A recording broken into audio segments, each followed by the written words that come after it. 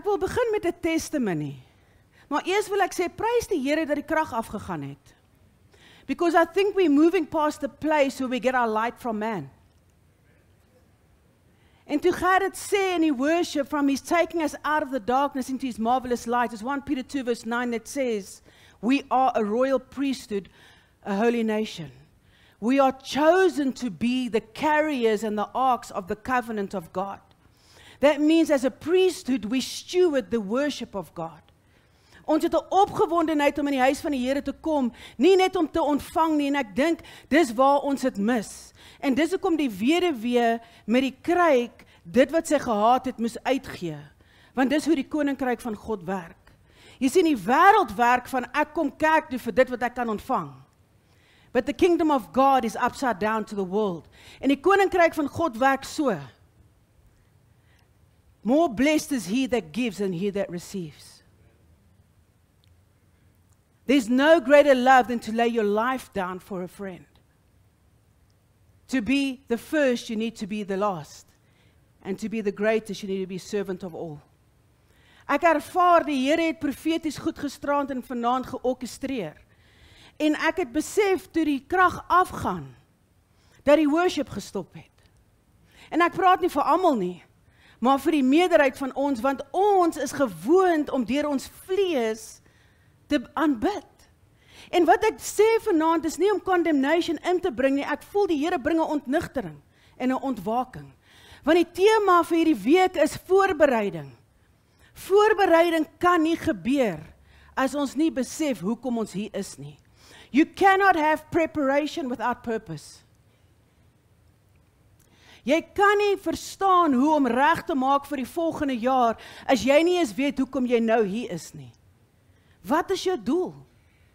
Hoekom wil ons in 2026 ingaan? Definitief nie om 'n repeat te hê, of 'n season 2 van 2025 nie. Of 'n season 6 van 2020.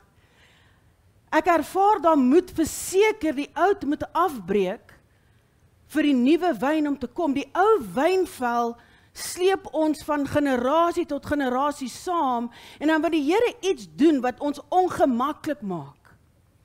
Openbaar dit tot die level wat ons nog vashou aan die ou wynvel. So die testimony wat ek met julle wil share, voordat ek in die lering ingaan, dis 'n testimony van 'n mentor, wat ek baie jare se bediening, wat ek volg, en hy gee sy testimony van, hy het hierdie Mass Church gehad in Amerika, 15,000 mense, gemeentelede, en hy het 'n dubbelverdieping huis gehad, en hy het mooi karre gery, nie omdat hy die kerk sy geld gevat het nie, maar hy het besighede gehad, en hy het sy eie strome van inkomste, en die kerk het agter hom gekyk, want hy het daar geluiber. He had a good spiritual home, a successful, blessed spiritual home and spiritual life.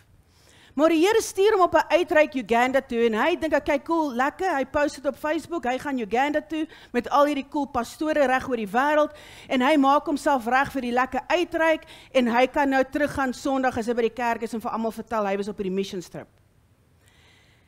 Min het hy geweet, toe die Here hom soontoe stuur, gaan sy lewe nooit weer dieselfde wees nie. Hy gaan soontoe, hy sien armoede, en het impakteer sy lewe van so aard, dat hy teruggaan, en hierdie is nie die kraks van die storie nie. Wag tot op die einde. Hy gaan terug, en hy verkoop letterlik alles wat hy het. En die geld wat hy het van sy huis, hy gaan koop 'n RV, hy en sy familie bly in die RV, van julle dalk al sy testimony gehoor. En hy begin toe, al die geld wat hy kry van die goed wat hy verkoop, stuur Uganda toe. Volgende ding wat hy doen, is hy recruit sy kerk om dieselfde te begin doen. Nie om hulle huise te verkoop nie, maar om te begin saai in Uganda, want hy het hierdie kinders gesien van armoede, en hy gaan toe terug, en sy emosie is so opgewek, dat hy die emosies van die gemeente so opwerk. En hulle begin toe, en hulle karre bly van die gemeentelede, sodat hulle die geld van hulle huis kan stuur vir die mense wat nie kos het nie. Hy begin eventually tot foto's neem van hierdie kinders, en die foto's verkoop vir mense vir $100 om dit ook te stuur soontoe. En hy sê, replace die foto's op jou muur van jou familie waar dit net goed gaan, en kyk na die kinders waar dit swaar gaan. En jy weet, het werk dat hulle $1 paar miljoen bymekaar gemaak het vir Uganda. Maar die hartseer van daai storie is 12 jaar later dien nie een van daai mense wat deel was van sy leierskap nog steeds die Here nie. You see, emotionally evocation, om te kom en op jou emosie te speel, gaan dalk jou op 'n plek bring waar jy geld gee. Of dit gaan dalk op 'n plek bring waar jy altaar toe kom. Of dit gaan jy dalk op 'n plek bring waar jy gemotiveerd is vir 'n week. Maar die waarheid is, al wat jou gaan verander, is die teenwoordigheid van Christus. En ek dink die kerk het al so staat gemaak, en as ek praat van die kerk, ek praat nie van 'n gebou nie, ek praat van die liggaam van Christus. Ons het so staat begin maak, dat ons emosies opgewek raak. Dat ons sensasie najaag. Dat ons in 'n Sondag in 'n gemeente kan huil, en nog steeds huis toe kan gaan en beklei. Dat ons in die Sondag in die kerk uit emosie mekaar kan lief hê en werk toe gaan Maandag en geen respek hê vir die mense wat onder ons werk nie. Jy sien, ons het so gewoond geraak om in die huis van die Here op ons emosies te steun. En Abba bring ons na 'n plek waar die ou wynvel nie in die nuwe seisoen kan ingaan nie. It's not going to be able to contain the wine that God is pouring out in the new season. As jy met die ou mentaliteit en met die vlees in die nuwe seisoen wil ingaan, gaan dit jou hinder. Dit gaan jou uitbrand. En dis hoekom ons sit met 'n mensdom en die liggaam ingesluit, wat onder oppressie is en deur depressie gaan. Ek share die testimony met julle vanaand om te sê, dat ons in bediening, en dis wat gisteraand gebeur het, ek share dit met Nolan, en ek wil vulnerable wees met julle vanaand. Ek is 'n introvert, so bediening is nie 'n natuur vir my nie. Om hier te staan vat my alles. Dis eintlik hoekom my mond opdroog. Bly met op die menopause. Maar na jare van dit doen, ek is lief vir die woord, so dit het naturally vir my begin word. Dit het 'n natuurlike ding begin word vir my. Om agter 'n kansel te staan, ek bedien elke Sondag. Meerderheid naweke van 'n Vrydag tot 'n Sondag. So dis soos fietsry, in die begin moet jou pa jou leer, naderhand vat hy die training wheels af, en naderhand hoef jy hom nie meer by jou te hê as jy fietsry nie. En die bediening het ook so geword. En Christendom het ook so geword. Ons raak naderhand so goed in ons Christendom, dat ons onafhanklik begin funksioneer van die Heilige Gees. En gisteraand het ek hierdie boodskap voorberei, soos wat ek altyd doen, en ek kom en ek staan hierso, en die wat gisteraand hier was, weet, ek het op 'n stadium gebid. Because I know how the Spirit of God operates, en ek kan nie bedien sonder hom nie.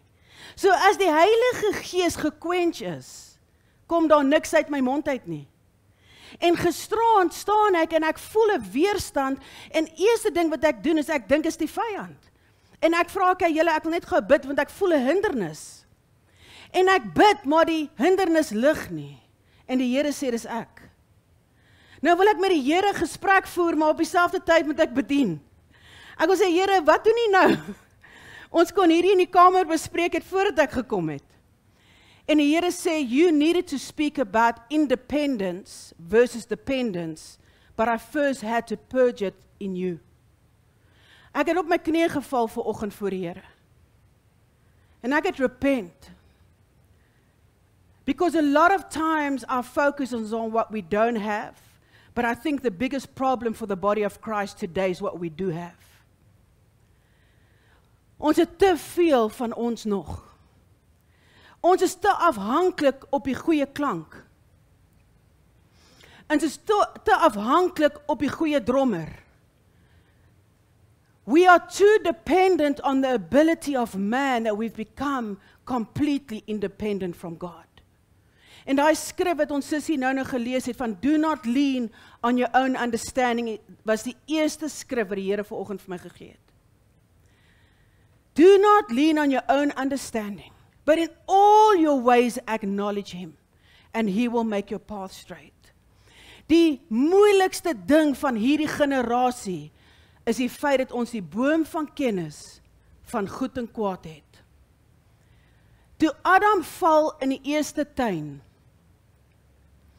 toe word ons as gevolg van dit gebore in die boom van kwaad, die boom van kennis van goed en kwaad, sonder dat ons daarvoor gevra het. Ons het nie gevra om in hierdie menslike natuur gebore te word nie. Dit was die natuurlike ding wat gebeur het, en dit is as gevolg van wat Adam en Eva gedoen het. In die begin was dit gees, maar toe Adam val, toe kom die vlees in, dis hoekom hy kon agterkom, hy's kaal. Want skielik het hy 'n lyf. En in daai lyf is die natuur van die wêreld, en die wêreld opereer onafhanklik van God. En in hierdie geboorteproses, soos wat ons gebore word, van kleintyd af leer ons ouers ons, om van die bors af, tot van die bottel af, tot van kruip af, tot ons op 'n plek kom van loop, en as ons begin loop, moet ons groei om hier onafhanklik te word. En ons maak ons seuns veral so groot, ons 2 oudste seuns is kort na skool Amerika toe, want ons leer hulle, julle moet onafhanklik wees. Jy sien, dit is waar vir die vlees, maar is nie waar vir die gees nie. Maar ons vat 'n vleesmentaliteit in ons wedergeboorte in, waar ons eintlik, wanneer ons wedergebore word, in afhanklikheid ingedoop word. Maar ons wil nog steeds onafhanklik opereer. Want ons is geprogrammeer volgens die eerste Adam, die gevalde mens, om onafhanklik van mamma te wees. Toe ons nou 2 weke terug die troue doen van ons seun, sy vrou was die hele tyd so senuweeagtig, sy het niks gefokus wat ek gesê het, tot ek gesê het, nou hoef die man nie meer te kleef van sy ma nie, nou kan hy kleef van sy vrou. Toe skielik kry ons reaksie. Jy sien, daar's 'n natuur van ons om 'n ding ons eie way te wil doen. En dis ook nie ons skuld nie, want dit is hoekom Adam geval het. Want God het gepraat, en toe kom die vyand en sê, so God het gesê, as jy van hierdie boom eet, gaan jy doodgaan. Hy sê, sekerlik sal jy nie doodgaan nie, jy sal soos God word. En in daai oomblik plaas hy sy wil, bo die wil van God, en hy sny volle afhanklikheid af. Want afhanklikheid lyk so, God praat, ons doen. Onafhanklikheid lyk so, God praat en ons vra, of ons stry, of ons tug of war, of ons gee God raad. Of ons dial 'n prophet, of dial 'n pastor. Die Here maak my een oggend wakker, hy sê, my people consult man about my word, but they no longer consult me about man's word. En in die proses van hierdie wedergeboorte is daar opsie wat ons het. En is vir my so amazing hoe in die worship as hierdie goed is verklaar. Jy kan eintlik glad nie die nuwe wynvel kry as jy nie die ou wynvel neerlê nie. Want Jesus sê duidelik, die ou wynvel kan nie die nuwe wyn hou nie. Hy sê hy gaan bars en alles gaan uitloop. So dit gaan 'n gemors wees as jy in die koninkryk van lig wil inkom en jy hou nog vas aan die vlees wat gekoppel is met die koninkryk van duisternis. En deur dit wil ek aansluit met die boodskap van die Here gaan 'n gesprek met ons hê wanneer hy terugkom. En ek weet nie wie het huise en karre verkoop nou met die profesie van die einde van die wêreld nie. Maar ek het een vraag, wat wil ons in die hemel gaan doen met soveel mense wat nog hel toe gaan? You see, the heart of God is not just for us, the heart of God is through us for someone else. En dit is hoe die koninkryk werk. So wat gebeur is, ons word gebore, en ons ongelukkig in ons land, ons is nie ongelukkig om in hierdie land te wees nie, maar een van die dinge van ons land is, ons word groot met die evangelie. Soos ek vanaand vir jou moet vra, wanneer was die dag wat jy tot bekering gekom het? Met ander woorde, metanoia means to change your mind, to change your life. So wanneer was die dag wat jy die ontmoeting gehad het met die koning en opgestaan het en aangegaan het met die nuwe wynvel? Baie van ons, omdat ons in die kleuterskool in die kerk was, en dan in die jeug in die kerk was, en as jong man en jong vrou in die kerk was, ons kan nie noodwendig daai dag en datum onthou nie. Of ons kan dit nie pen op iets nie, want ons is nog steeds besig met die geloof van ons ouers. En dis hoekom ons nog so vasgevang is in die tradisies van ons ouers. Maar die Here kom en hy gebruik iemand wat in die woord groot geword het. En hy raak hom so aan, dat alles wat hy geweet het, het hy gesê was dung in comparison to knowing Christ. Hy het gesê, hy het die volk vervolg, want hy was zealous vir die tradisie van sy voorvader. Sy naam was Saul van Tarsus. En ek het al gesien, soos wat ek rondbeweeg en met mense praat in verskillende gemeentes, en dit vra ek vir die mense, by the show of hands, how many people know who Saul of Tarsus is? Ek praat nie van koning Saul nie. Who is Saul of Tarsus? Jy sien, mense weet nie wie Saul, want hy is nou geken as Paul. En my vraag vanaand, as ek vir jou vra, is die getuienis wat uit jou lewe uitstroom in hierdie tyd dieselfde as wat dit was voor jy tot bekering gekom het? Want die realiteit is, as Saul nie 'n transformasie ondergaan het nie, en nie wedergebore was in die nuwe wynvel nie, sou hy nooit Paulus kon word nie. En die Here vat 'n man wat opreg geconvert het van die ou mens, van die duister tot die lig, en hy gebruik hom om 3/4 van die Nuwe Testament te skryf. Hy vat nie Petrus wat die visserman is nie. Niks, Petrus, die Here gebruik jou. He takes the man that was so filled with tradition that it made him kill the body of Christ. Paulus maak die verklaring, hy is so zealous vir daai tradisie. En dit is hoekom Charlie Kirk deur die nek geskiet is. Because we have cultivated a church that accommodates the world, that when the truth is preached, they want to silence it. Charlie Kirk het niks offensive gesê nie, hy het die waarheid gepraat sonder compromise. Was so skok op die sisteem van hierdie generasie, hulle wou hom stilmaak. Die realiteit is, die nuwe wyn kan nie in die ou wynvel nie. En die ou wynvel is ingestel op die nood van mens. Maar God is ingestel op die koninkryk van Christus. Die Here het gekom om een ding met die vlees te doen, en dit was nie om dit comfortable te maak, of om dit te sê wat dit wil hoor, of om die environment so perfect te maak, dat die mens gemaklik voel. Die woord het gekom om die vlees dood te maak.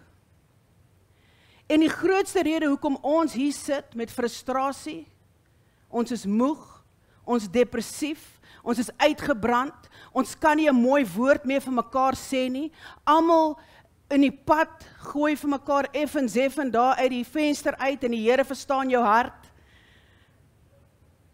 Want dit is ons verskoning vir hoe ons lewe vandag is, die Here verstaan ons hart. Maar die beste van alles is ons verstaan nie mekaar se harte nie.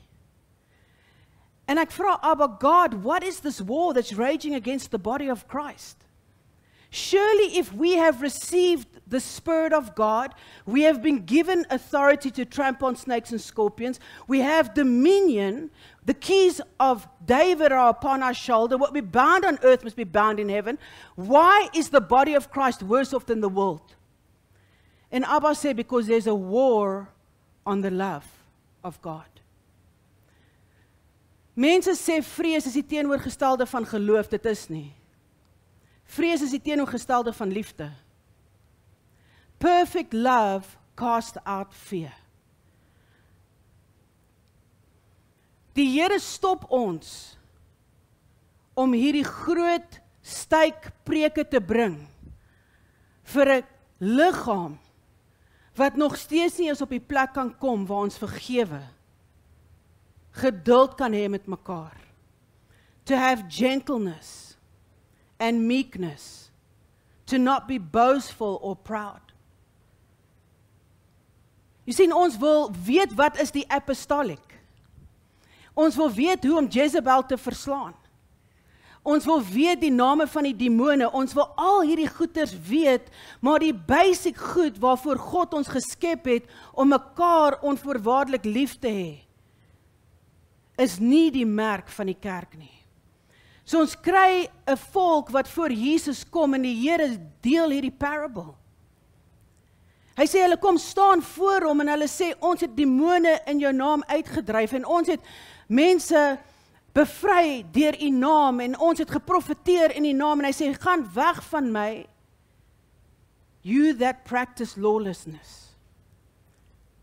En ek wil nie in 'n teaching gaan van wat hy daar bedoel deur lawlessness, maar die woord is duidelik in multiple scriptures, Romans 13, Galatians 25, that those that do not love, do not practice, are the lawless of Christ, because love is the fulfillment of God's law. So, die Here verwag van ons, en dit is wat ek vanaand oor wil preek, ekskuus, ek praat oor baie goed.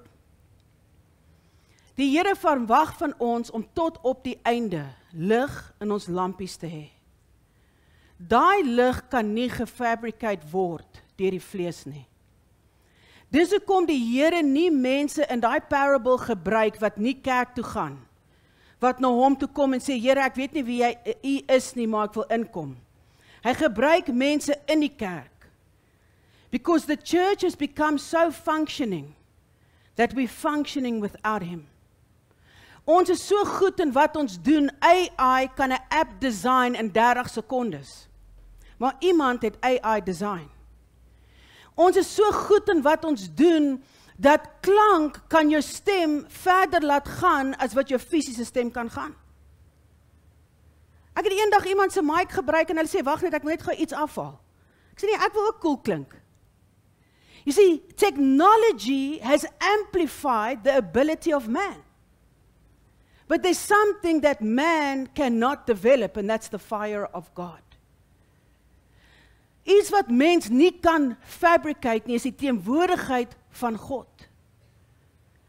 En ons steun op onsself en ons eie vermoë en ons eie krag, en in die proses van dit doen, is ons besig om uit te brand. Ons is besig om moeg te raak. 'n Sensitiewe ding. Maar ook almal in die publiek weet dit. Net laas jaar 6 pastore in Witbank in Middelburg het geskei. But the church is growing, while the household of God is falling apart. See, we become good at church. We've become good at Christianity, we're just not very good at doing Christ. Die Here het ons nie geroep, ons doel is not to be human doings. Ons doel is to be human beings. Die Here kan nie vir ons prepare as ons vergeet het wat is ons doel nie. Abba het ons gemaak sodat deur ons lewe die wêreld sy seun kan sien. Maar as gevolg van ons vermoë, soos gisterand wat met my gebeur het, we become a body of Christ that's giving people ourselves. We've become so impressive in our doctrine and in our gospel because theology, nou het ons Hebrew roots en jy moet nie sê Jesus nie, jy moet sê Yeshua en jy moet nie sê God nie, jy moet sê Yahuwah en dit is hoe ons geraak het, want ons raak so slim, maar ons gaan nog steeds huis toe en ons wys nie ons kinders liefde nie. We've become so super spiritual, somewhere along the line we've missed the Holy Spirit. We seek the manifestations of His power like we are unbelievers. Die uitstorting van sy gees, die manifestasie van die signs and die wonders, was gegee vir die ongelowige. Toe Thomas sy vingers in die hand van Jesus wou druk, to say, blessed are you because you see and believe, but more blessed is he that does not see but still believes. We have become hungry for a gospel that feeds the flesh. En ons gaan van kerk tot kerk, want hierdie kerk gee nie vir my wat my vlees soek nie. Maar die realiteit is, die huis van God lê in shambles, terwyl ons cater vir 'n carnal church. The highest suicide rate in any generation is die generasie waarin ons is, maar is ook die generasie wat die meeste preek oor die Heilige Gees. It's the generation that knows more translations of the Bible ever. Want elke generasie voor Google kon dit net in hulle eie taal lees. Nou kan jy in Koem boeke gaan en jy kan 10,000 verskillende boeke oor die Bybel kry. We are depending on the tree of knowledge of good and evil. Somewhere in this process, we have stopped depending on the tree of life. Die eenvoud van om weer op die plek te kom, om vir mense Jesus te gee, is nie meer die prioriteit van die evangelie nie. Want ons vertel onsself, maar die mense het al gehoor, Jesus is lief vir hulle. Well, if I look at this generation, they don't know. The early church knew the love of Christ. The early church was the representation of that love. Want liefde is nie wat jy vir my kan doen nie. Liefde is wat ek vir jou kan doen. If I look at the carnal mind that we approach the house of God, as jy nou nie 'n woord kry nie, of iemand iets sê wat nie vir jou werk nie, en hoor my hart vanaand, ons is besig met 'n family meeting hierso. Dit help nie ek kom en ek sê goeters, en julle gaan weg en nothing changes, my heart's desire my uitroep teenoor Abba Vader. Is dat jou gesin werklik tot redding sal kom? Is dat jou seun, my vriendin moes haar broer uit 'n noes van 'n tou om sy nek van 'n boom afhaal 'n paar weke terug. The reality staring the church in the face is not one where the flesh is going to survive. As ons op die plek kom waar ons besef die lig van God is die lewe van Christus. The life of Christ is the light of man. Ons het al hierdie goed, al hierdie toere en al hierdie triks en al hierdie kursusse hoe om die olie te reproduce. Al hoe daai olie gereproduce word, is as die vlees uit die pad uitkom. En dit wat jy het, jy vir hom gee. Romeine 12 vers 1 sê, offer up all your members as your only reasonable service. En vers 2 sê, and do not be conformed to the ways of this world, but be transformed by the daily renewal of your mind. Die rede hoekom ons nie in verlossing loop nie, is omdat die ding wat ons in bondage hou, nog oor ons is. As hierdie 'n lig is, my engel gee gou my foon vir my asseblief. Dit is in my handsak. Ek wil net vir julle gou iets demonstreer. Dankie my engel. Ek wil net my man aanhoor, want ek sou nie hier kon staan as dit nie vir hom was nie. So, hierdie is die lig. Okay? Al wat die Here van ons vra, is kom uit die pad uit, sodat die mense dit kan sien. Dit is so eenvoudig soos dit, ons probeer dit generate, en dis hoekom ek weet, toe dit gebeur vanaand, toe voel dit asof die tale net uit my mond begin borrel het, soos lewende water. When the lights went off, God demonstrated something, that when man is generating power, it will not last. That's why Jesus said to the Samaritan woman, if you drink from this well, it will dry up. You will thirst again, but come and drink from me, and you will never thirst again. Hoekom het die Here daai demonstration gebruik? Want Jacob het die wel gedig. Verskoon my mengels, ek vroeg dit om so 'n bietjie vir julle. Jacob dug the well, en wat sê die vrou? Die Here sê vir hom, kom drink van die water. Wat sê sy? Oh, so you've got a better water than what Jacob dug? Jy sê vir jou chommy, so jou pastoor preek beter as myne. Nou hulle het uit sy eie mond gestrand gesê, who's Paul and who's Apollos? Some plant, some water, but only God makes it grow.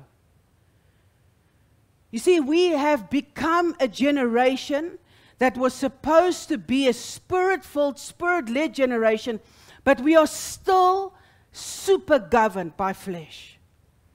En dit is hoekom, wanneer ons voor die Here kom, want wat 'n silversmith doen, is hy polish die silwer, tot hy sy refleksie daarin sien.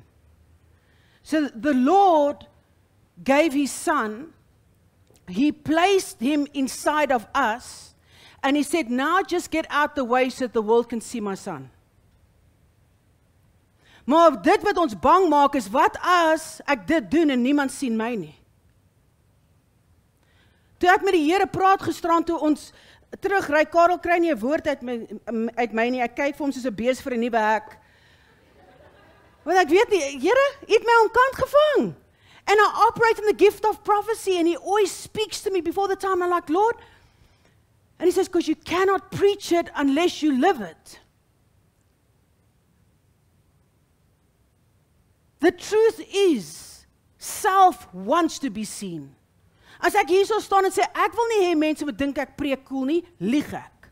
Then the light is not in me. Because it says if you say you do not sin, then the light of God is not in you. Die waarheid is, ek wil cool klink en ek wil akkuraat profeteer en ek wil hê mense moet kom want ek preek. But I don't have to go and sit in condemnation for months en gooi myself met kole en stof. I had to come onto my knees and repent. Because self will always come up.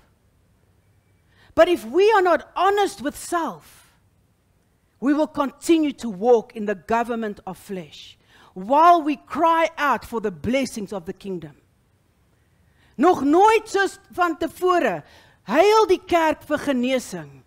Nou het ons sommer 'n ding geadopt van, sê vir my wat jou level of pain, is dit 2 of 3? Vers hoeveel? You know what that is? It's making excuse for flesh. If the healing doesn't come, we surrender it, because if the healing does come, we'll take the glory for it. Die probleem is, die vlees is in die pad, en nou het ons doktrine ontwerp om verskonings te maak vir hoekom die krag van God nie in die liggaam manifesteer nie. Nee, maar die mense se geloof is dit. You know what? We are the carriers of the greatest power this world has ever seen. My oudste seun kry 'n droom. Hy droom van al die superheroes. Batman, Iron Man, Superman, you name it. Weet nie wie hulle almal nog nie, daar's 'n klomp. Wonder Woman, Wonder Man. En hy sien in die droom hoe hierdie ding gekalmeneerd word en hy word hierdie beast. En toe hy opkyk, toe het hy 'n lelike gesig en tande. Ek wil nie te graphic raak nie, want daar's kinders. En hy word met 'n rukking in sy binneste wakker. En die Here sê, the difference of the church today and the church then is the church that day could identify idols. Die grootste idol van vandag is ons vlees. Die grootste hindernis van ons loop met die Here en ons victory is die feit dat ons nog onder die government of flesh is. Ons het dit ge-overcomplicate. Want die waarheid is, dit kos ons alles. Dis nie moeilik om te verstaan nie. As ek vir hierdie jong kinders sê, dit gaan jou alles kos om die Here te dien, hulle gaan dit verstaan. Die probleem kom wanneer jy die besluit moet maak. Dan kry jy ons 'n klomp verskillende boeke wat dit vir ons bietjie meer palatable maak. Nee man, jy hoef nie nou regtig alles op te gee nie. Die Here verstaan jou hart. Nee man, moenie laat enigiemand jou laat sleg voel nie. That is a doctrine of demons. Go read the book of Jude. It says, if anybody teaches a gospel that gives you the right to live an immoral life, it's a demonic gospel.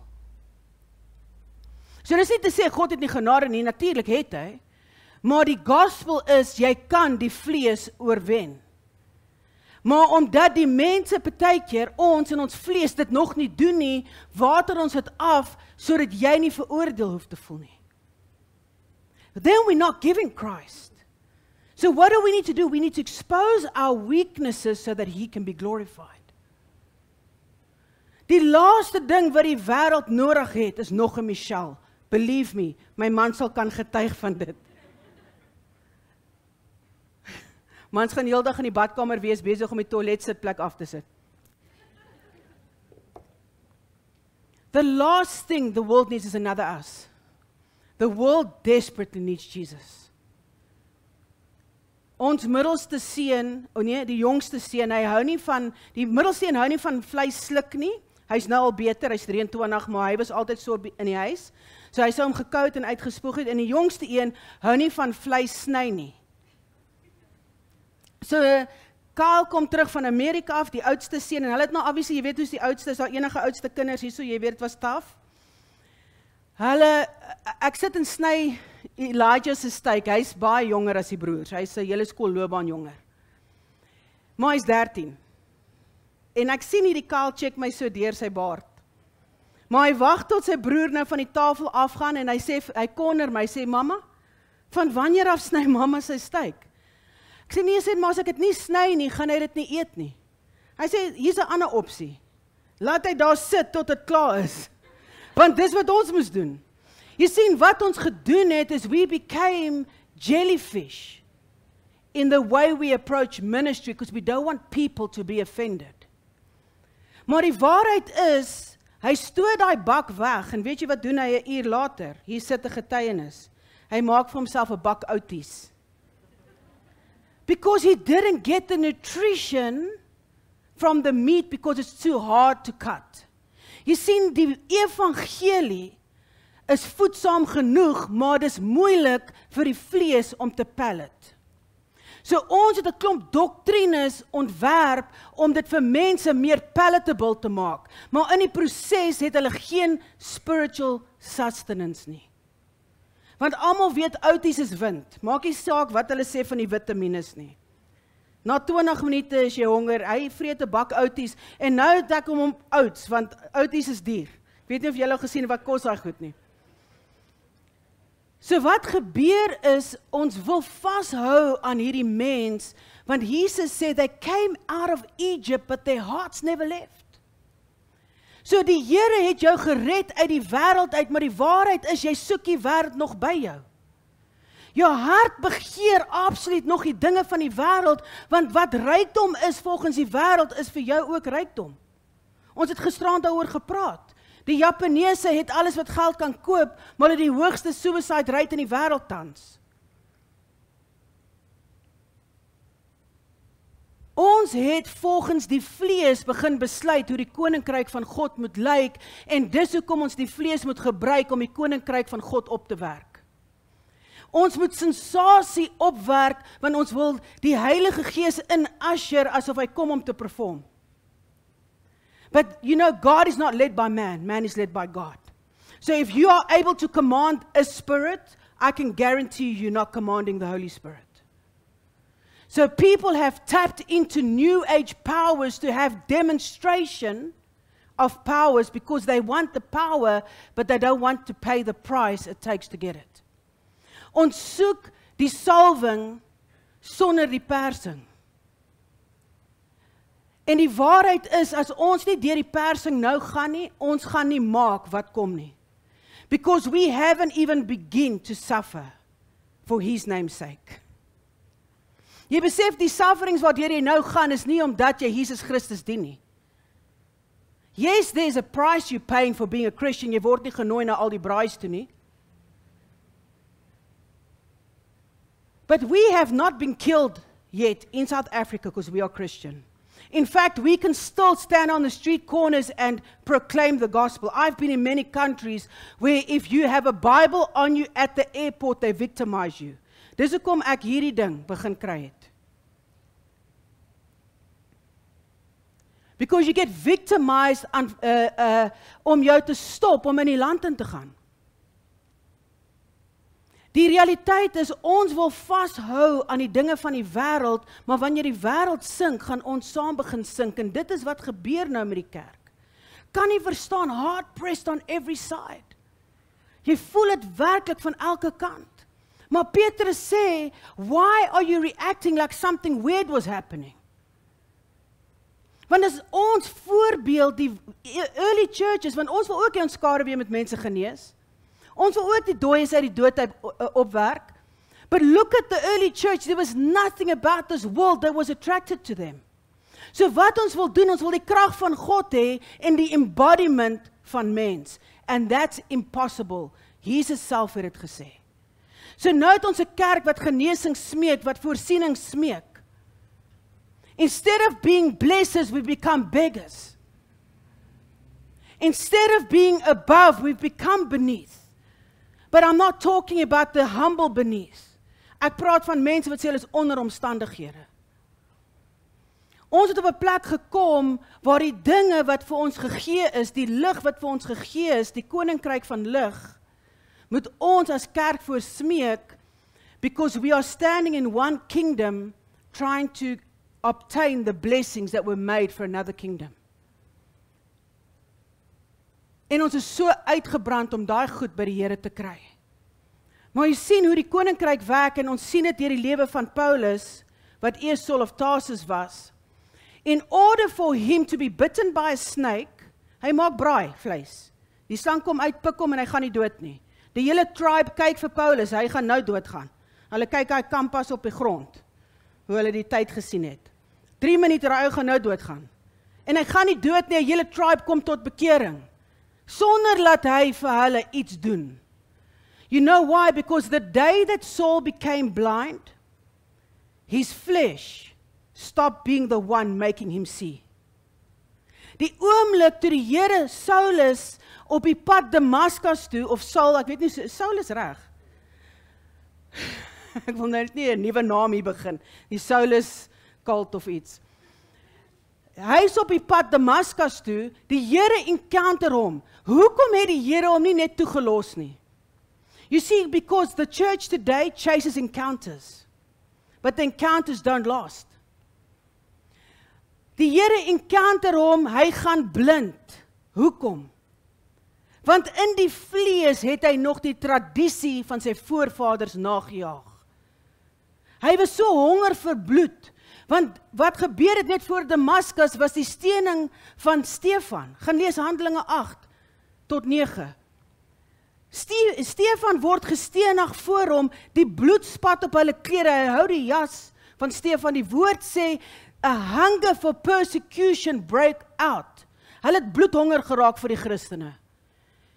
En hy gaan toe, hy begin Christene uit hulle huise uitruk, om hulle dood te maak.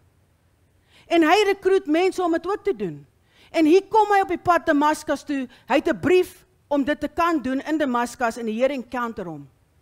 Maar as die Here hom nie blind gemaak het nie, hy het daai encounter gehad, opgestaan, en heel waarskynlik gesê, ek moet nog 'n paar mense gaan vervolg, die Here verstaan my hart. Sien, die kerk van vandag wil Saul van Tarsus wees in die wêreld en Paul in die koninkryk. Maar vir 3 dae, soos Jesus in die tomb was, moes hy blind wees, sodat sy vleesmens dood kon gaan, sodat hy in die resurrected Christ kon opstaan. So that's no longer him that lives, dis hoekom hy dit skryf. It's no longer I that lives, but it's Christ who lives in me. Hy het nie geskryf en het maak 'n mooi magneet nie, hy het nie Facebook gehad nie, hy het nie op 'n bumper sticker gesit nie, he lived it. Dis okay om te lag, ons is in die huis van God. Weerlig gaan jou nie tref nie.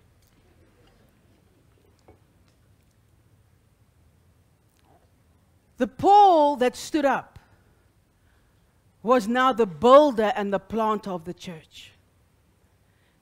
Hoe lyk die kerk vandag vir jou? They pretty much look to me like Saul persecuting the church all day, every day. Jy sê, Michelle, maar ek sê niks teen die kerk nie. Maar jy sê iets teen jou man. Isn't he the church? Jy sê iets teen jou vrou. Jy sê iets teen jou baas. Jy sê iets teen jou kinders. Jy sê iets teen jou skoonfamilie. As jy nie die ander bokse nou getik het nie. Jy gaan verseker daai en tik. You see, the Saul of Tarsus was a persecutor and a follower of tradition, and the Paul that was reborn was a builder, a lover, and a follower of Christ. So the Lord takes a man, and it takes the flesh that's on that man, and He strips it off, and He's saying, this is going to cost you everything. Go and tell, He says to Ananias, go and tell Saul that he will give his life for me. Dis wat dit sê in Handelinge. Gaan sê vir hom, hy gaan doodgaan vir my. Die Here het nie vir hom gesê, gaan sê vir Saul, ek het vir hom 'n lekker bediening daar iewers in die Oosrand. Want hy het sats geswat. Die Here sê vir Saul, it's going to cost him his life. From a man that was doing the killing to the man that was prepared to die. That is what happens when Jesus Christ truly encounters you. You get encountered, but then you get left with a choice. Ons wil hê die encounter moet al die werk doen. But Saul did not get the cup of bitterness taken away from him. Saul moes ook die besluit maak soos Jesus in die tuin van Getsemane en Adam in die tuin van Eden. Om te sê, vat weg hierdie koppie bitterheid, maar nie my wil nie, u wil. That's why he made the declaration. To live is Christ, to die is gain. Dis hoekom hy goed geskryf het, en mense kan sê, yes, maar baie keer is die pastore so hard. You know, Paul was the hardest preacher, because he said to the Galatians, who has bewitched you? Hy word gasspreker genooi na Galatians toe. Hy kom daar by die kerk en hy sê, wie het julle getoor? Imagine, jy gaan nie sommer 'n uitnodiging weer kry na dit nie. Hy sê, because you started this race in the spirit and you're trying to finish it in the flesh. That same man writes 1 Corinthians 13 and says that if you know all the prophecies, if you have all the tongues and you have all knowledge, if you give all your things to feed the poor, but you have not love, you have nothing. Paul understood love because he realized what it meant was to lay his life down for the salvation of others. Jy sien, Paul het geweet dat hy in 'n tronk kan sit en nog steeds 'n brief kan skryf vir die kerk. Vandag sou dit lyk op Facebook soos, guys, the Holy Spirit's leading me to share with you. I'm sitting in prison. It's really tough here. Kry net breinbrood. Kyk net heeldag ETV. Kraanwater. Sponsmatras. Nee, Paulus sit in 'n grot met rotte. And he worships. You know why? Because the day of conversion left his flesh behind. Anders het hy mos briewe geskryf, kerk, asseblief, ouens, kom byl my uit hier so 'n bietjie man. Kom deur die dak, julle was vinnig deur die dak toe iemand genesing gesoek het. Maak 'n plan, 'n boer maak 'n plan. But he had given his life to eternal God. So hy sê, I glory in my tribulation because my eyes are no longer on the things that are seen, but on the things that are unseen. Hoeveel van julle het in jou huis joy gehad voordat jy hier ingestap het? Wanneer laas het jy in jou huis gelag? Do you know the kingdom of God is one of joy and peace? Maar ek sien geen vreugde of vrede meer by die liggaam nie.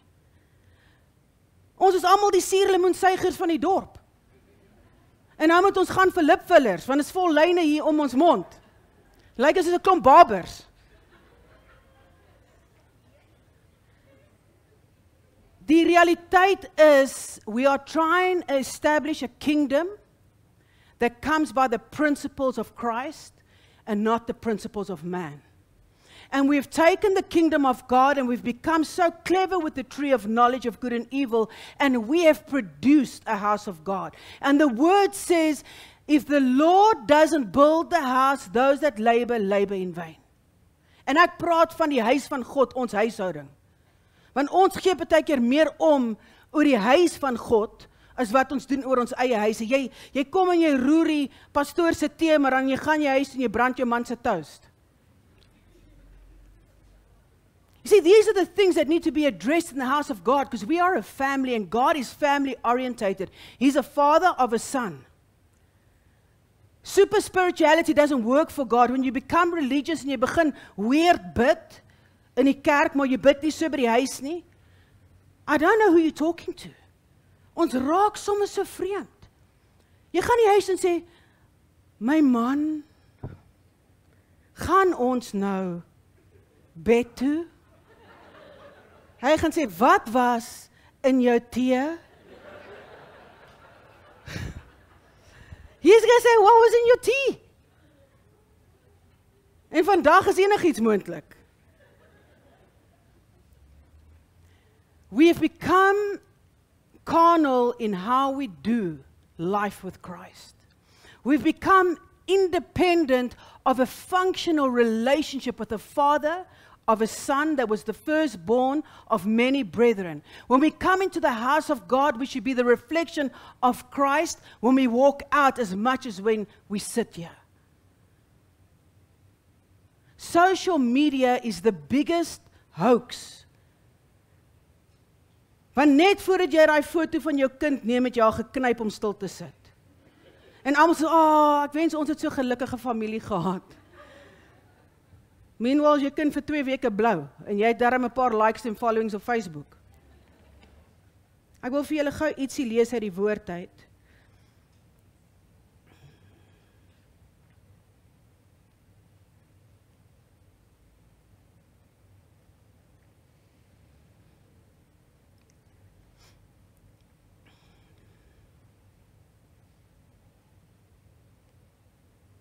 Het is in 1 Johannes 2 vers 7 tot 11.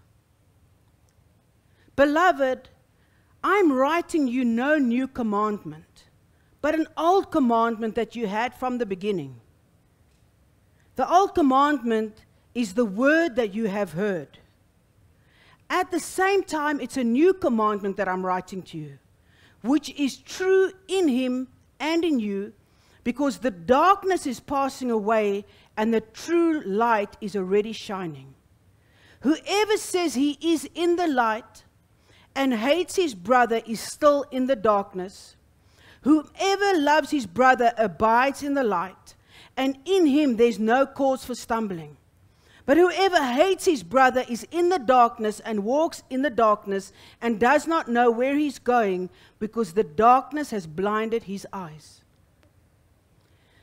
To Adam fall, we were disconnected from the light of God and the love. It is evident because the first reproduced siblings on earth is Cain and Abel.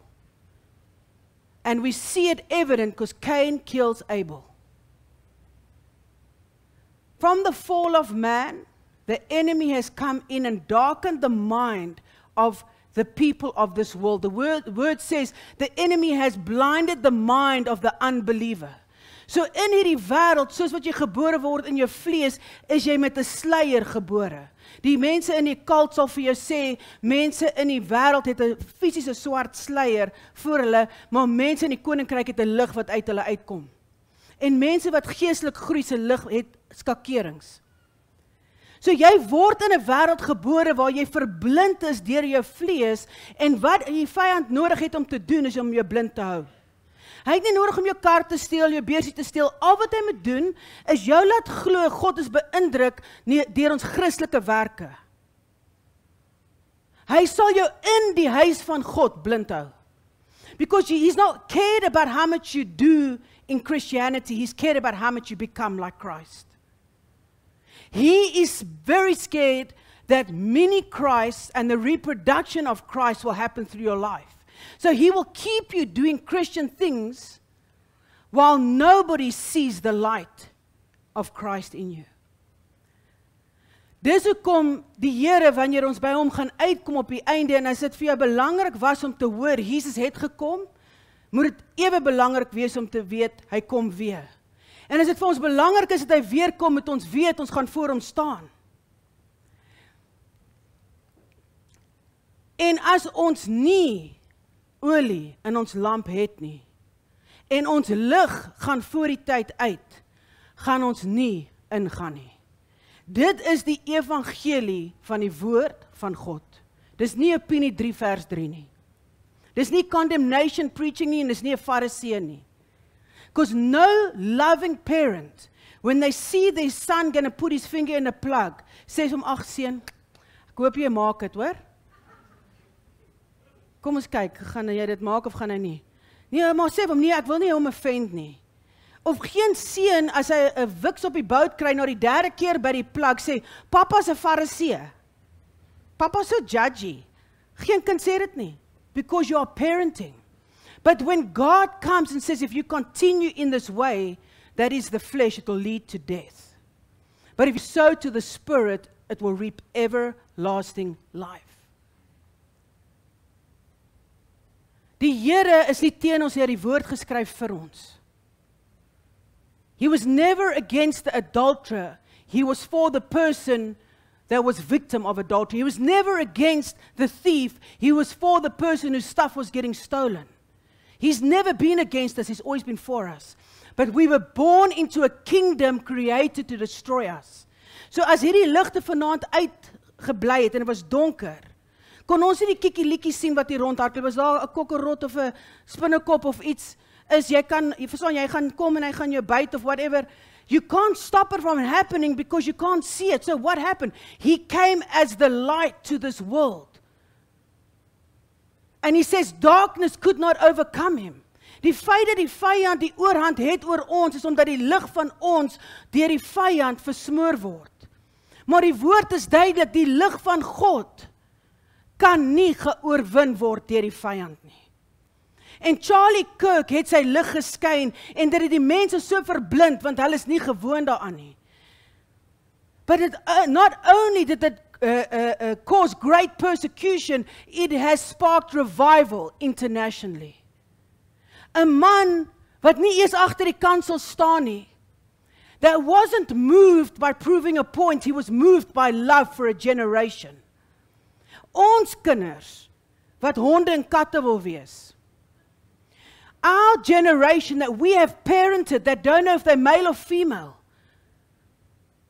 human or not human, they put chemicals in their eyes to be blind, to be trans-able. We have parented that generation. A young man from that generation stands up and he says, I'm not letting this happen because I love them too much. And what happened to him?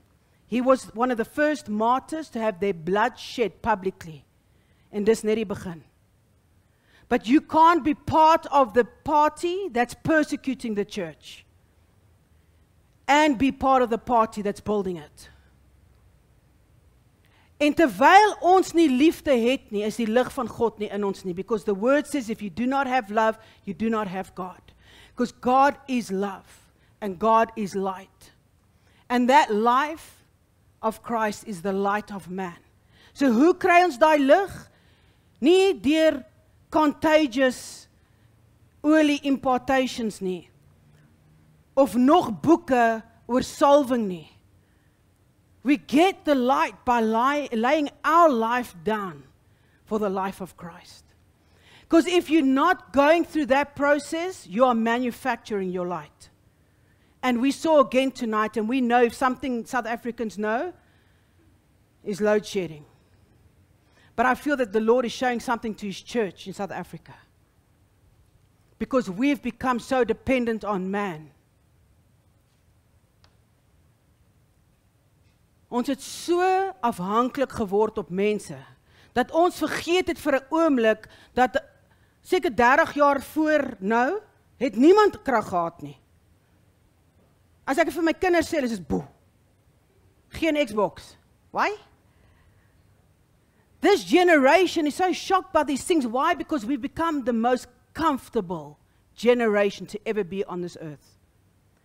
And that is the deception of this world. Dit is die deception van die eerste Adam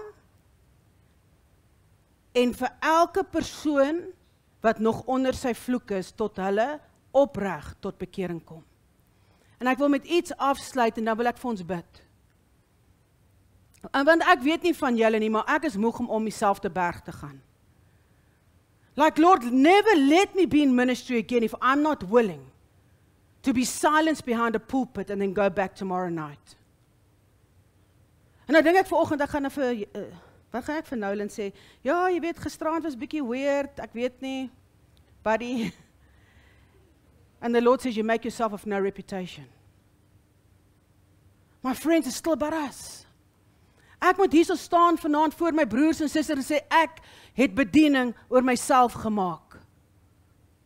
Is jy bereid om vanaand te sê, jy het jou besigheid oor jouself gemaak?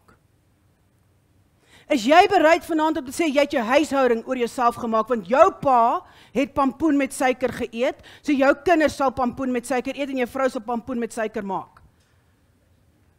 We are killing the Spirit of God in the spirit of man. We are quenching the spirit because we are zealous for the... Ons beklei elke dag, ons skei actually, want jy doen dit nie soos wat my ouma dit gedoen het nie. En in ons huis het ons dit nie so gedoen nie, en nou moet ons dit so doen. We are persecuting the church like Saul of Tarsus, and God says, you are praising me while you're cursing those made in my very image. You can raise 70,000 people out the dead.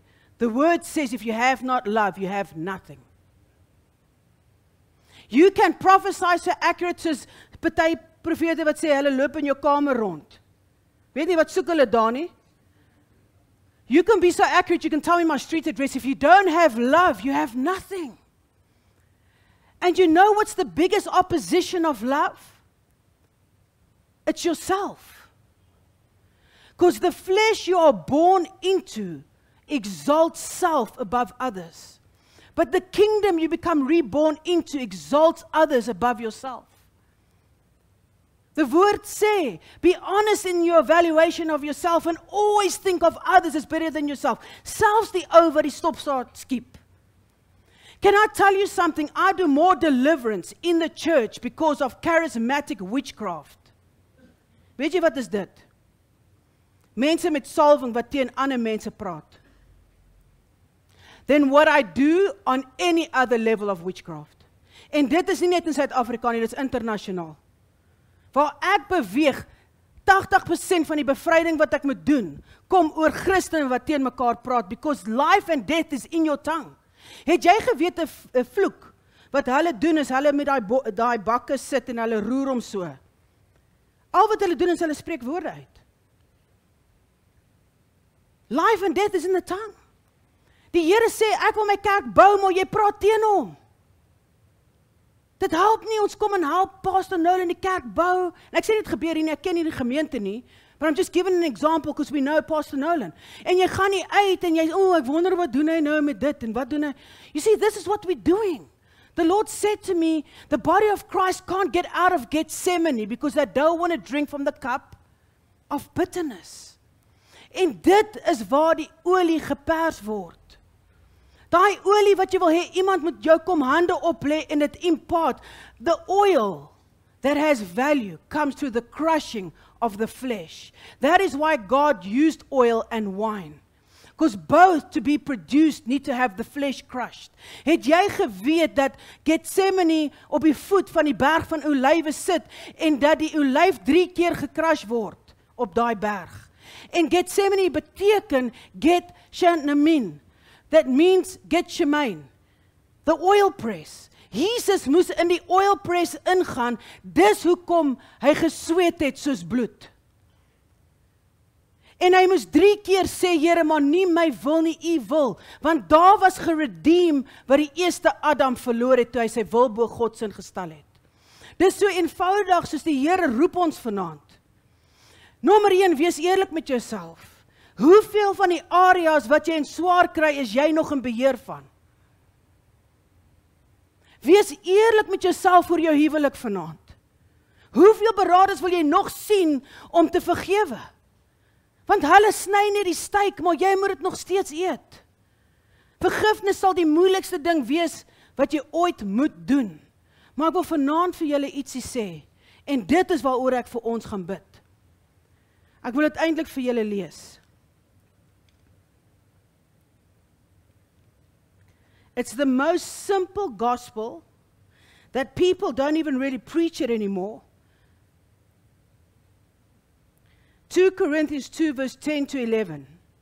anyone you forgive, I also forgive. And what I have forgiven, if there was anything to forgive, I have forgiven in the sight of Christ for your sake, in order that Satan might not outwit us. For we are not unaware of his schemes. Ons soek die deur vir die vyand wat inkom, deur mense se maskers op hulle mure, boeke wat hulle lees, media. But one of the biggest doors of Satan is the heart of unforgiveness. Paulus self het so gesê. He says, we are not ignorant to the schemes of Satan, that is why we forgive. Een van die grootste redes hoekom jy nie deurbraak beleef nie, is omdat jy nie bereid is om te vergewe nie. The biggest hindrance to the body of Christ moving forward into 2026, walking in victory in 2026, seeing the kingdom of God come to earth in 2026, is the fact that we do not want to love and we do not want to forgive because we're still trying to do it in the flesh. En ek staan nie vanaand hierso want ek weet nie wat dit is om seer te hê nie. My man kan getuig, hierdie jaar en laas jaar was die moeilikste 2 jaar van my lewe, na my pa dood is in 2014. In die kortste tyd van trauma wat 'n mens kan hê in so kort tydperk. But it did not exempt me from forgiving. Because you know what the enemy uses against you, he uses your pain. Because if he can hurt you enough to get you to live in unforgiveness, he can rob you of every victory that the kingdom has for you.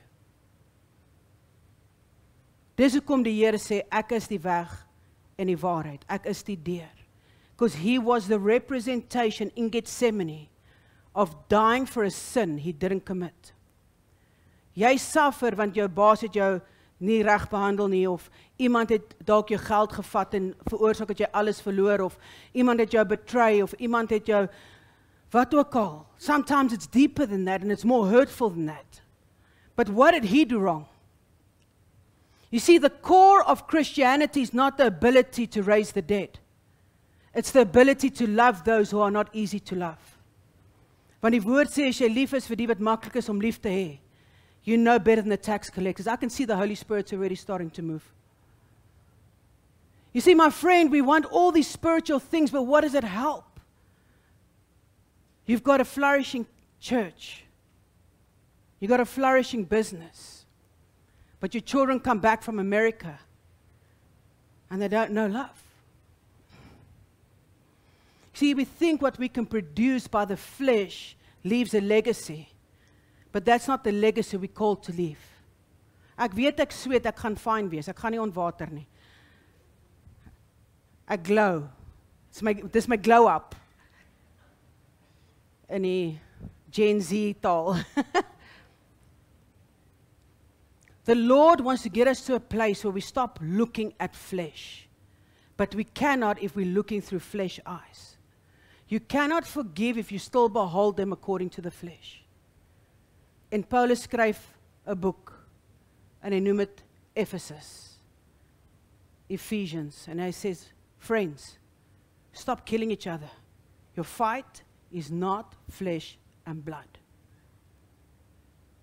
But if you are still in the flesh, you will behold according to the flesh. So die gebed wat ek, en ons tyd is nou op, dink ek, sê ek al, rukkie. Skool aand. As long as what we are trying to walk out this path by means on the flesh, we are going to be burnt out. Dis hoekom ons so condemned voel. Want Romeine 8:1 sê, there's no condemnation for those who are in Christ Jesus.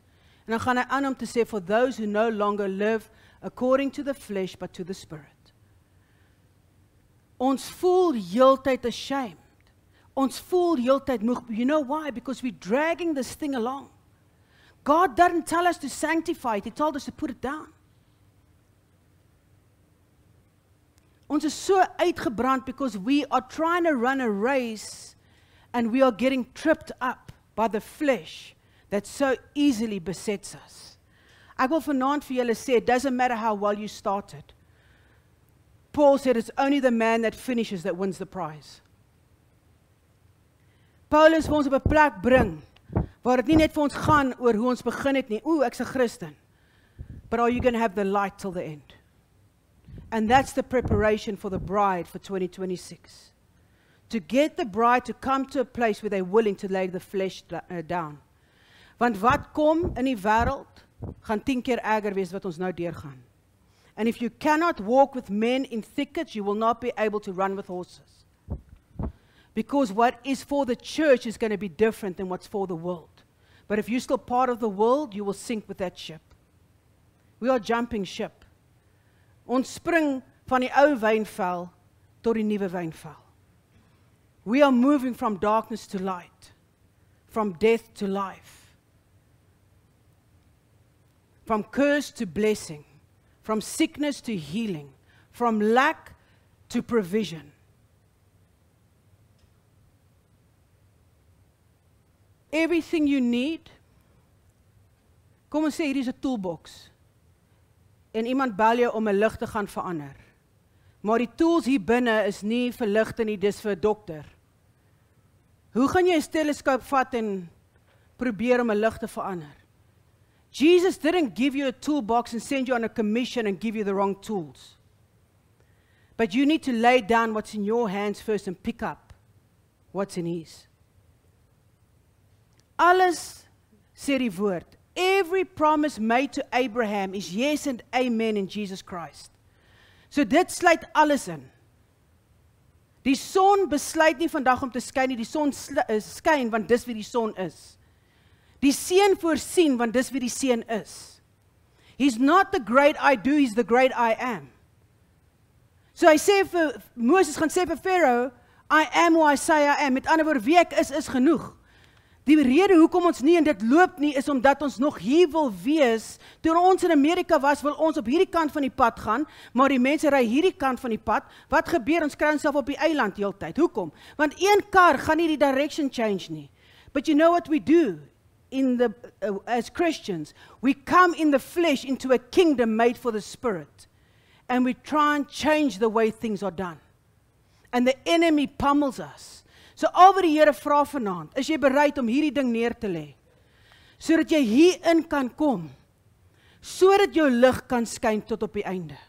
God is not asking you to shine a light. He's asking you to put yourself out the way so that the light can shine. He's not asking you to love, he's asking you to put yourself down so that he can love through you. Johannes 15 sê, hy is the vine. We are just the branches. He says, apart from me you can bear no fruit, and love is a fruit of the Spirit. Hoekom sukkel ons om lief te hê? Maak nie saak hoeveel keer dit gepreek word nie, want ons wil in die vlees lief hê, en daai liefde is self. In order to really love, you need to put yourself down. Wat vra die Here vanaand van jou? Is jy bereid? Is jy bereid? Gert, kan ek jou net vra om bietjie op te kom, en as julle net die worship span net vir ons bietjie kan speel. I just want you to focus on God for a moment. Ek weet jy moet huis toe gaan en die hond by die kat, but he's still going to be okay. I want you to focus on your spirit man tonight, because you need the Spirit of God to make it to the end. Ek was so bekommerd oor die mense wat opgewonde was vir die terugkoms van Jesus, because I get to see the church right throughout South Africa and overseas, and the church is not ready. Many people would be like the 5 bridesmaids, knowing that God's coming back, and the other 5 knowing God's coming back, but having no oil. Running around saying, asseblief, Nolan, bid vir my. Asseblief, Tonei, kom bid vir my pa in die hospitaal. Because the world is going to get darker, and sickness will abound, and lack will abound. But we are in the kingdom of light, and we have another provider. We have another healer. Rapha is who he is. God's name is flowing oil. It's in who he is. It's not in his hands, it's in his heart. Wat 'n ouer hou daarvan as jou kinders jou net ken as hulle iets soek? Toe ons seuns tieners was en in die koshuis was, hulle ken jou net as hulle snoepie geld soek of airtime. Hulle, please call me vir airtime. So sê, hoe gaan het nie, ek moet nou gaan, ons moet nou gaan leer. Sure, buddy. But we have the same relationship with God. We only know Him when we want something. But if we are in Him as sons, everything that is His is ours. Dan hoef jy nie te vra vanaand, gaan ons eet, mamma, want jy weet daar gaan kos wees. Die Here sê ons moet loop as seated in heavenly places. We don't work to a place of sonship. We work from a place of sonship. But it's an inheritance of the saints. Jy kan nie in hierdie huis lewe, maar die benefits wil hê van hierdie huishouding nie. Jy kan nie die naam van die wêreld dra, maar die inheritance van die naam van Christus wil erf nie. He says when we became adopted into a kingdom whereby we cry out, Abba, Father. That means blood of His blood, bone of His bone, flesh of His flesh. Ons DNA word gealter tot die DNA van Christus. That means everything that was given to Christ, because it was His good pleasure, Colossians 1 says, in all of His fullness to live in Christ and to put Christ in us, the hope of glory. So as ek dink, Batman, Superman, Iron Man, het niks op Jesus Christus nie. He is the only real power that has ever walked the face of this planet. And we have the privilege of hosting that. All we need to do is put the thing down that's in the way of Him shining through us. Die mense by jou werk kort Jesus. Die mense in ons land kort Jesus, die mense in die wêreld kort Jesus. In 2030, 65% of Christians will come from Africa. We are a light to nations. The rest of the world is post-church. And those that have church, have religious churches, are under the Greek Orthodox movement. We are sitting with the greatest riches and we believing news and Trump. Wat sê ons is arm? Wat weet hy van ons land? We know how it is to suffer and to stand up the next day and go to work. Ons weet wat dit is om swaar te kry en op te staan nog kos te maak vir ons kinders. Ons weet wat dit is om moeg te wees en op te staan en klas te gaan gee vir 45 kinders. Want ons nie meer juffrouens in ons land nie. Ons weet wat dit is om 3 werke te hê en krag te betaal en nie krag te hê nie. En nog steeds volgende oggend weer op te staan te gaan werk. Why? Because Christ is in us, the hope of glory. But the world and social media has told us, poor South Africa. Vers hoeveel? We just forgot what made us rich. We need to lay down the social media goed wat vir ons kom sê, as jy nie 3 karre en 6 huise het jy dit nie gemaak nie. I saw my dad in his coffin and he took none of that with him. Môre is aan niemand beloof nie. What makes us rich is eternal life. And we have been privileged to grow up in a country that's known Christ. But we still choose to believe the lie that we are poor. Hoe kan ons vir 'n wêreld rykdom werklik gaan gee? En ek gaan met hierdie vir ons bid. Oralste in die wêreld word Suid-Afrikaners uitgekoop. Want hulle is bereid om 18 ure 'n dag te werk. God has placed something in this nation that the enemy hates. It's just time that we get back to that place where we realize that something is actually someone. And it makes us proud again to be a nation because we want God to be the governor of our nation, not Trump. Because beware the man that puts his trust in man. For those who lean on the arm of flesh, Amerika het Trump, ons het Jesus. I'd rather have nothing with Christ than have everything without Him. We need to stand up again as a nation. God has always called the remnant. Dit was altyd die paar wat agtergebly het, die paar wat agtergebly het, die paar wat agtergebly het. Ons voel swak, want ons dink nommers gee ons krag. Jesus gee ons krag. Ons is so bang ons word outnumbered. You cannot outnumber Jesus. He will throw over a whole nation with one man. In fact, He did. But you need to start looking according to the Spirit and not the flesh. So ek wil net hê jy moet jou oë toemaak. Asseblief. Amper vergeet ek my maniere. Father, this is my brothers and my sisters, and Lord, you love them enough that you would not lie to them. You're not a man that you would lie. You don't operate in darkness. You don't manipulate. You don't dominate. You don't intimidate, and you don't control. You invite. You guide. You counsel. The word says, I'm gentle and lowly at heart. Come learn from me. My yoke is easy. My burden is light. In this world you will have troubles, but take heart. I've overcome this world. Lord, my prayer tonight is where my brothers and sisters are sitting. I know they're tired of their flesh. They're tired of their minds keeping them awake at night. They have to medicate them to be quiet. Father, they're tired of fighting about the same thing in their house. They're tired of trying to make a plan to pay the bills at the end of the month. They're tired of preaching to their children that are still rebelling. They're tired of getting prophetic word that never comes into fulfillment. They're tired of hearing teaching and never seeing power. Lord, but I know that you have hope for them. And that hope is Christ. But for them to obtain him, he didn't say deny Satan, pick up your cross and follow me. He said deny yourself. For them to obtain him tonight, Lord, it's going to cost them to make a decision. To be honest in their evaluation of themselves, to say, I've been independent from God in my finances, I've been independent from God in my marriage, in my parenting, even in ministry, like me, Lord. To come in repentance tonight, because when repentance happens, revival happens. A preach doesn't bring revival. Repentance brings revival. So ek wil julle vra waar julle sit. Ek gaan niemand vorentoe roep nie. En ek gaan niemand op die spot sit nie, maar I feel that if you deny God before man, if you deny Christ before man, he will deny you in heaven before your Father. So I don't want you to do a silent decree in your heart waar niemand kan sien nie, because when they became converted, when they became saved, they were public. En dalk is jy al gered. Maar jy was nooit bekeerd nie. Want die woord sê nie net, ons moet verklaar van Jesus nie, dit sê, ons moet dit glo in ons hele hart en het verklaar. And what we believe is how we are.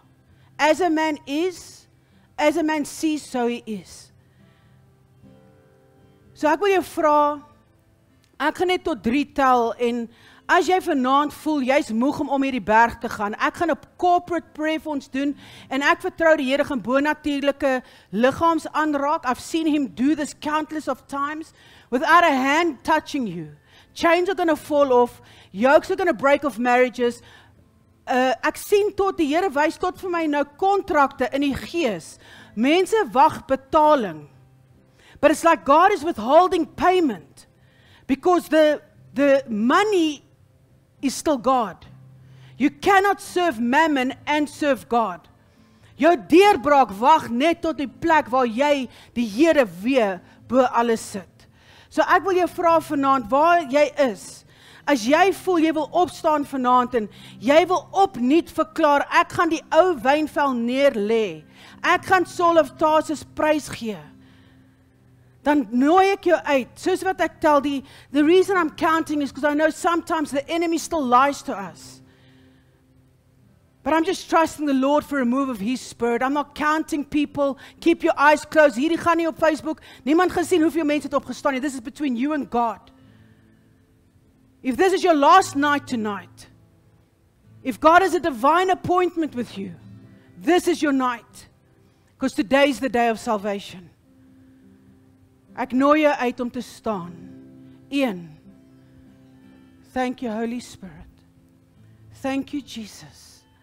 Only you can make a man stand, Lord. No one can come unless they are called. Thank you, Holy Spirit. 2. Thank you, Jesus. Thank you, Holy Spirit. Ek en Karel doen 'n kamp, hou jou oë net so, ek en Karel doen 'n kamp so in COVID tyd. Ons noem dit die School of Intimacy en dit gaan oor intimiteit van mens en God en die Vrydag aand kom 'n man daar aan en hy sê, Michelle, jy verstaan nie, alles het verhoed dat ek hier kon wees by hierdie kamp. En teen die Sondag toe is ons in die doopwater en die mense word gedoop en hy is in sy klere om huis toe te gaan. En die Heilige Gees oortuig hom om net so in die water in te klim. En soos hy inklim, sê Karel vir hom, as hierdie hele kamp net vir jou was dit vir God genoeg.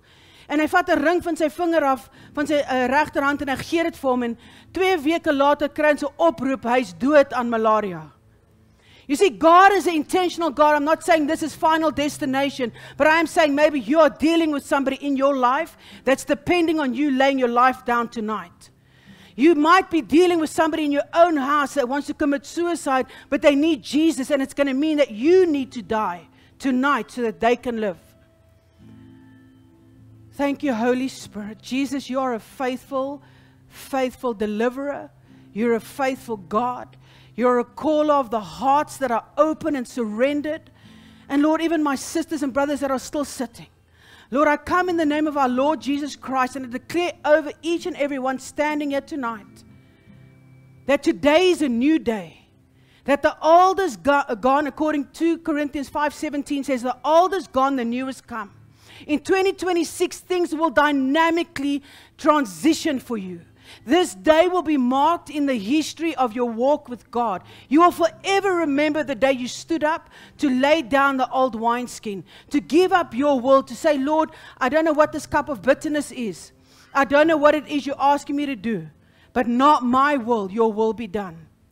Ek wil hê, julle wat staan moet net gou agter my iets aansê. Abba Vader, vergewe my vanaand. In die naam van Jesus. Ek was in beheer van my eie lewe, van my eie omstandighede, van my eie kinders, van my eie besigheid. Here, vergewe my vanaand, want ek het my wil bo u wil geplaas. Here, vat weg hierdie ou wynvel. Vat weg die vooropgestelde idees. Heilige Gees, in die naam van Jesus Christus, kom woon in my. Father, I declare over each and every one that prayed this prayer tonight. I see many that were sitting also prayed, Lord. You meet them where they are. And I pray, Father God, that bit of water and that bit of oil and that bit of bread that they brought tonight and they gave it out, Lord, that you will cause a reproduction in their lives, Father. That there will be a radical turnaround. I prophesied in the name of Jesus Christ. Isaiah 43:18 that says they're putting off the former things and that you are making a new thing, Lord. You're making a way in the wasteland and a pathway in the desert. The desert season is about to transition into the promised land. But just like Gert said, Lord, not if your presence does not go with us. We do not want the promise over the presence. Our desire tonight is the Son of God, not what He can do for us, but who He becomes through us. So I declare over them Psalm 23 that says that you are their shepherd. They will not want. You make them to lay down in green pastures and you lead them besides the still waters. Father, even though they walk through the valley of the shadow of death, they will fear no evil, for the Lord their God will be with them wherever they go. Your rod and staff will comfort them. You'll prepare a table for them in the presence of the evil one. You anoint their head with oil and their cup will run over. They will have godly dreams and godly visions. Their sons and daughters will prophesy. There will be a generation birthed forth out of them that is God-fearing. And they will be blessed according to Deuteronomy 28 because of their obedience tonight to make a stand for the kingdom of God. Lord, I want to give you all the honor and all the glory that is due your name alone. You are the name above every other name. You are the King of glory. You are the Prince of Peace and mighty Counselor. We love you, Abba Father, Jesus Christ, and Spirit of God. We are nothing without you, and I declare in the spiritual realm that there will be an absolute dependence on your Spirit going forward for my brothers and sisters who have laid down the old wineskin. No more operating independently from the power of God. We want to give you honor and glory, Father God, for this house, for Nolan, and for Danae, for their family that serves tirelessly every week. They don't just serve in this house, they serve the community, Lord. That is why there's fruit. That is why there's growth. That is why there's expansion. But Lord, I pray in the name of Jesus Christ that you will open the hearts of sons and daughters. Moenie worry nie, is net 'n koppie. You will open the hearts of sons and daughters in this community, Aarons, that will come and lift up their hands, Lord. Father, I know the price that is paid as an evangelist, and I know as a pastor it's double. Because you have to shepherd the sheep, and you have to maintain the sheep, and you have to feed the sheep, and you have to tend the lambs. And Lord, I want to honor my brother and sister for giving up their life, their dreams, their plans, taking the cup of bitterness and saying, Lord, not my will, but your will be done. And as a body of Christ, can we just stretch out our hands towards them? Kan ons net ons hande uitsteek na hierdie dienskneg familie? Because the whole family serves. Lord, I know that seasons have been tough, Father God, and we spoke about it last night. And Lord, I just pray for a refreshment. I pray for a radical impartation of a fresh oil and a fresh anointing in their lives personally and in their ministry. I pray for fresh vision, Lord, and visionaries. I thank you that the fivefold ministry stands up in this congregation. That the family in this congregation takes responsibility with the mother and the father. Because everybody in a household has to bring their weight. And we thank you for those that serve here, Lord, tirelessly. But I call in people, Father God, because it takes the whole household to run a home. And I thank you, Father God, that you will bring supernatural provision. The word says when you receive a prophet as a prophet, you receive a prophet's reward. I speak over this house, Lord, that you open up provision above and beyond all they could ask or think, because their heart is to build the kingdom, Lord. And Lord, I want to honor Nolan for not being a pulpit hog that takes the chance to put somebody behind the pulpit, whether it's me, whether it's Joe, whether it's Gert, because he doesn't want to be the star of the show. He wants Jesus to be the star of the show. And I want to honor that, Lord, because it's rare. And I want to thank you, Father God, for everybody that was here tonight, that gave up their family time, and that still come drink from the living water, Lord. No matter what they're going through, they still know you are the answer. And I honor them for that. In Jesus' name, amen.